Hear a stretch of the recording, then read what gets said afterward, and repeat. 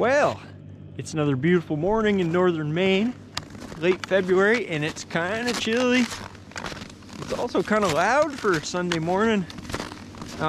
We are surrounded by not very many people, but a lot of timberland, and someone decided they're going to start cutting wood on Sunday morning here. I think they are at least 2/3 of a mile away, because I know there's no land they can cut right close to here. But it's so cold, the noises from the machine are carrying for a long ways. So it was 25-ish below zero this morning. Nice and dead calm, so no wind chill or anything. So yeah, I kind of waited a little bit to let things warm up before going to check the cows. Honestly, my wife usually does this herself. I just felt like getting out.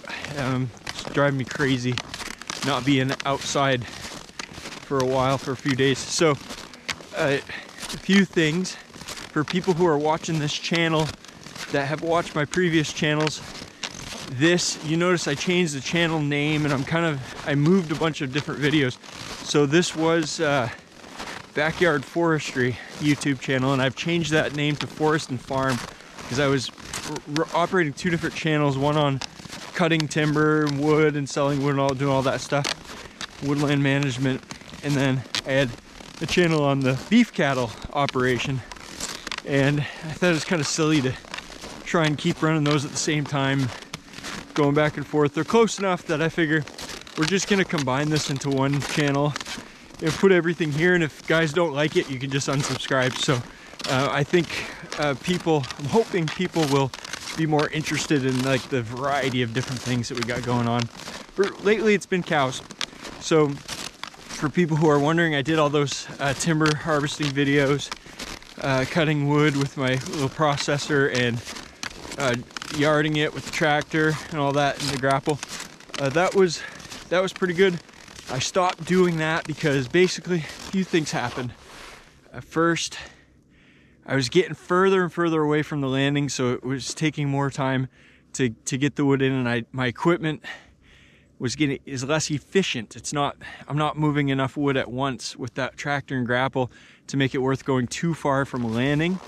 So I didn't have the bigger equipment like a small forwarder that I would like to be able to do that. They dropped the wood price on me by about 30%, so I was making a few $100s less per truckload of wood. So I didn't want to cut my wood for that price. And we got a bunch more snow, and my processor broke. Something with the hydraulics is messed up, so I didn't even bother to try to fix it. I'm just gonna wait and look at it at some point when it warms up a little bit, or when I need to do something with it. So yeah, so I've stopped harvesting wood. I probably should do some sort of walkthrough at some point and kind of look at the harvest afterwards, and I get to go in there and clean up and do some firewood, get some of the stuff that I left behind. There's a lot of waste. I hate waste, but sadly there's a lot of wood that there's no market for, and you can only burn so much firewood. So I'm gonna try to clean up some of it. Today I'm just checking the cows, and I might cut a few trees this afternoon. We got a pretty big project we're gonna be working on this spring. I'm gonna flip you over here and I'll show it to you. Oh yeah, by the way, fur hat. I've got a channel trapping today, so I do, for guys that don't know, I'm a fur trapper, and I do some animal harvest in the fall and winter time. And I'm telling you what, man, 25 below, there is nothing that keeps you warm like fur. This is a beaver hat my friend up in Alaska made for me out of some beaver that I trapped here just across the road from the house. I actually have a pair of mucklucks, which are a native northern Canada and Alaska native footwear that is made out of otter pelts, which I harvested right over here as well. So those are super comfortable. They actually go quite a ways up, almost to my knee, and they keep me quite warm, and they work quite nicely in the snowshoes too. So staying warm here. But as far as project, when this stuff all does melt, we got a lot that's gonna take place, and I'm really looking forward to it, because I'm getting, like I said, I'm getting stir crazy. So let's take a look at this area. You see there's a cow way off in the background there. But this foreground, this was all brush 3-4 years ago, and we've been slowly cutting it and stacking hay bales and feeding hay bales through the winter, and we've converted it into pasture. But over here we got a whole bunch more brush, and that is going to be our next winter's hay bale feeding site.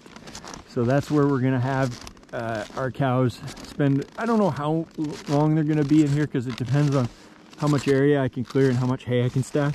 But for a good portion of the winter, they're going to be going. I'm gonna clear all this.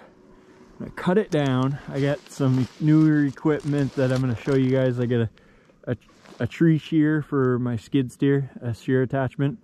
Got a little wood chipper. It goes on the PTO of the tractor. And we're going to cut that stuff down and chip a bunch of it, burn a little bit that we can't chip, and kind of get the ground nice. And I don't think we'll have to do any leveling or anything, but just kind of get it clear of debris, clear of wood and brush. And then we're going to stack hay bales, then we're going to fence around the hay bales, and we're going to feed cattle. And hopefully that, which is just scrub brush land right now, it's kind of wet, and it's just not doing much of anything. It's not doing anything productive. It hasn't been productive for at least 30 or 40 years, probably 60 or 70 years on this place, to be honest with you, looking at the history of this place. And I think it'd be good to, you know, we bought this land, we're paying taxes on it.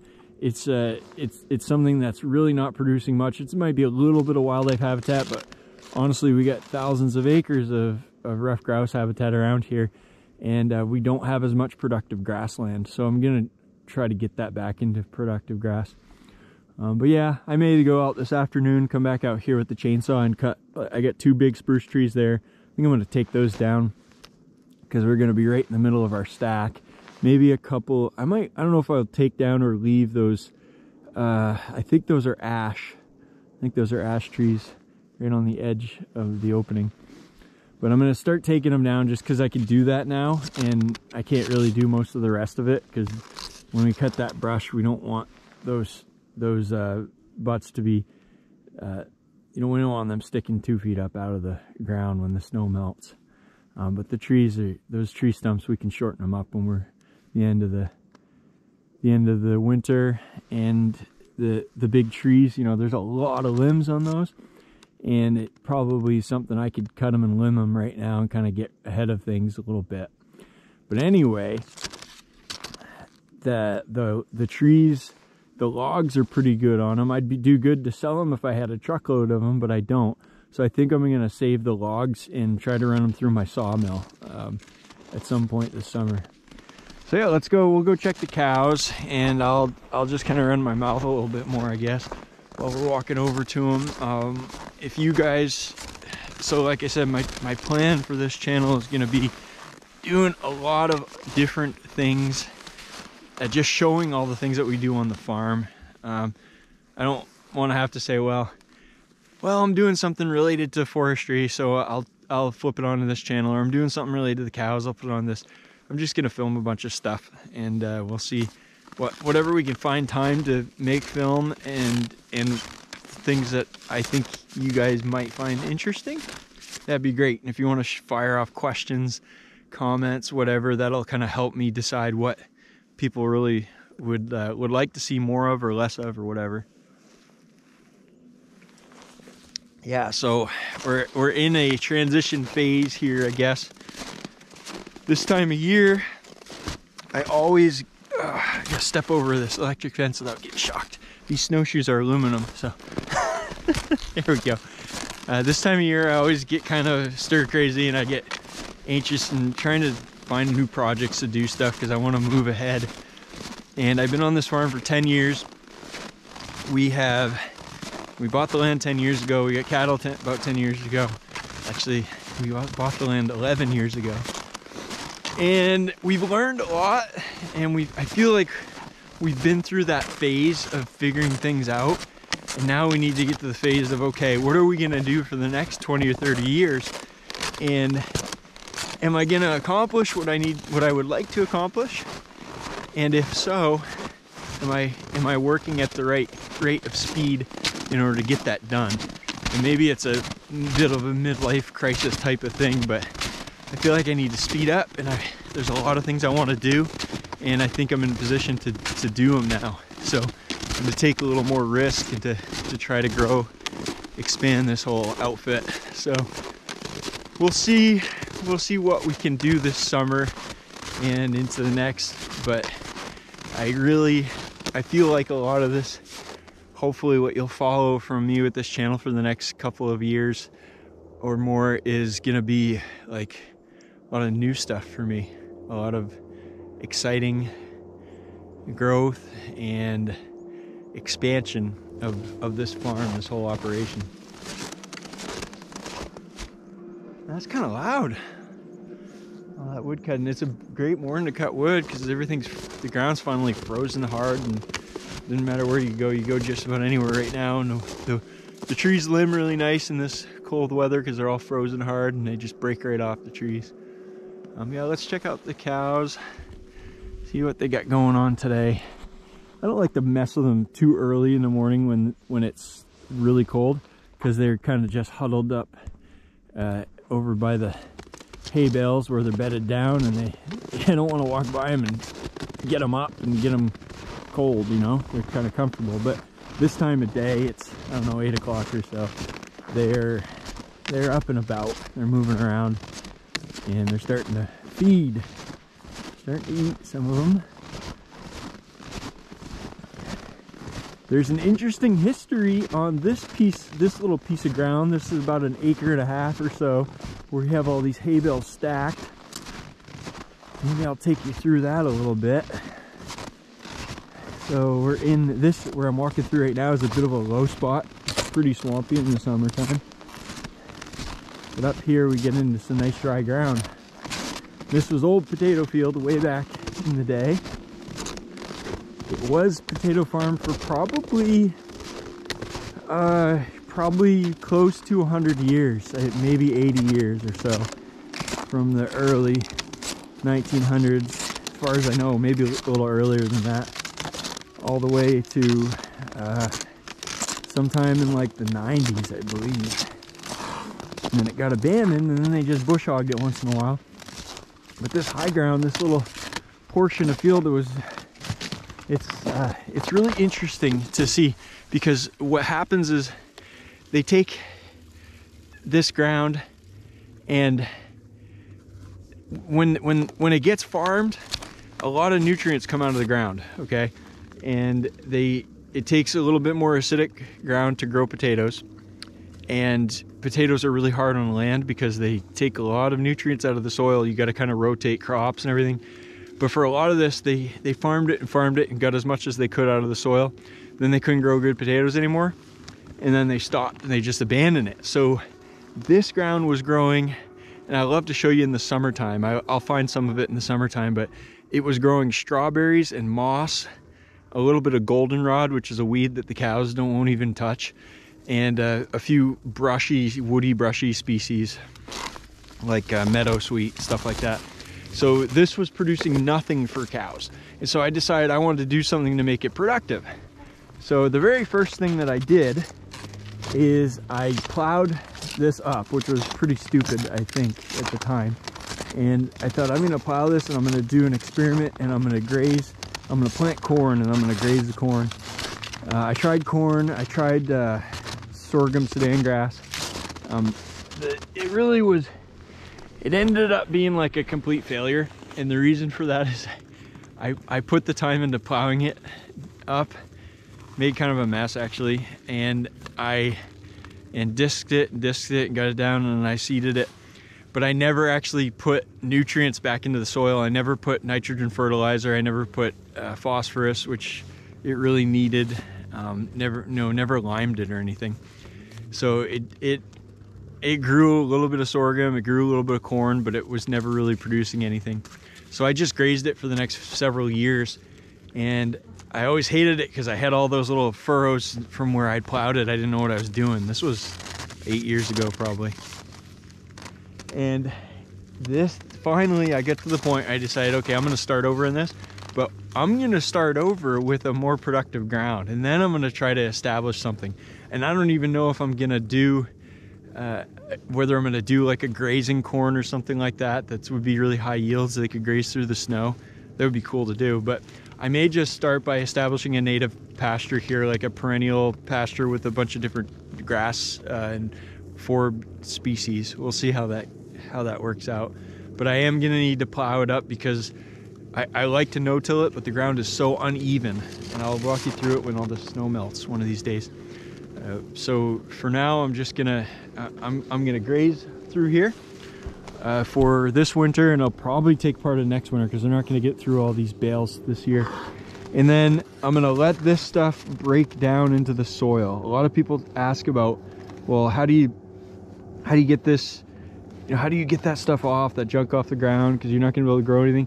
Don't worry, just wait, and it will break itself down, and all the microbes and bacteria and everything will break it down, and it will be so much more productive for your grass. It's incredible what carbon matter, organic matter does. So when this all starts to break down to a good amount, and then I'll come through and I'll plow it and I'll disc it and I'll get it smoothed out. I'll seed it to some sort of multi-species mix, perennial pasture, and then we'll start managing it, rotational grazing it like we do with all of our other ground. And I think it'll turn out pretty good. I'm looking forward to it, but that's a multi-year project we'll be working on, just kind of a small side project. Yeah, so I'm just we'll walk through the cows a little bit, I guess. Just a little bit of checking on, making sure everybody's got enough feed. They've got a couple hay bales left over there they gotta clean up today, and they got quite a few to clean up here, so I'm not gonna actually even do anything. To be honest with you, hey guys, okay, I'm not gonna hurt you. To be honest with you, we check like twice a day. My wife's really diligent about that because she didn't really like the idea of them getting through the fence and getting into all these hay bales and stuff. But honestly, we could check once a day, and really we could probably check every other day if we really wanted to make this super low maintenance. There'd be a better chance of something bad happening, I guess, but I mean, we could if we really wanted to be super efficient. But I'm happy with the way we're doing it right now. I'm just saying that this stuff doesn't have to be complicated. It doesn't have to be huge and complex and everything.